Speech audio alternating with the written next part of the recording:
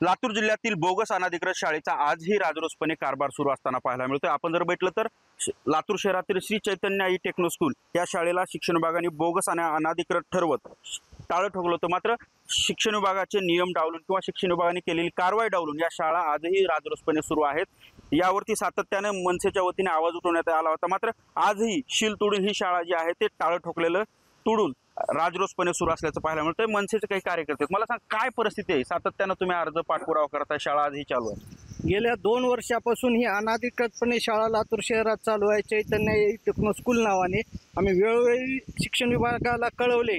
शिक्षण विभागाने जुलै महिन्यामध्ये यांना सील केलं। त्याच्यानंतर यांनी काय आयडिया लावली, मागच्या दरवाजानं शाळा त्याच इमारतीमध्ये चालू केली। आम्ही आम्हाला नजरेस आल्यानंतर शिक्षण विभागाला कळवल्यानंतर पुन्हा डबल सील केलं। मग यांनी सील केलेलं असताना त्याच्या समोर एक हॉस्पिटल आहे, त्या हॉस्पिटलच्या तळमजल्यावर यांनी शाळा भरवली। आणि शाळा भरवत असताना दिवाळीच्या नंतर तर यांनी हद्द अशी केली, शिक्षण विभागानं जी यांना अधिकृतपणे सील लावलं होतं ज्या बिल्डिंगला मूळ, त्या बिल्डिंगच्या यांनी सील तोडून वर्गात विद्यार्थ्याला घेऊन त्यांची परीक्षा परवा दिवशी वर्गात घेतली। जेव्हा आम्हाला समजल्यानंतर आम्ही इथं आलो, शिक्षण अधिकाऱ्याला कळवलं, त्यांचे प्रतिनिधी पाठवले आणि इथं त्यांचा पंचनामा केला आहे। त्यांच्यावर लवकरच FIR होईल।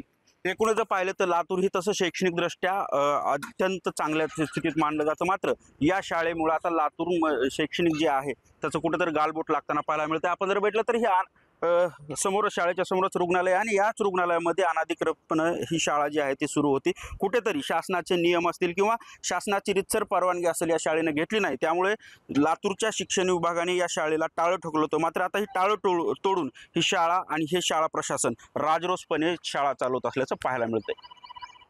संदीप भोसले, साम टीव्ही न्यूज, लातूर।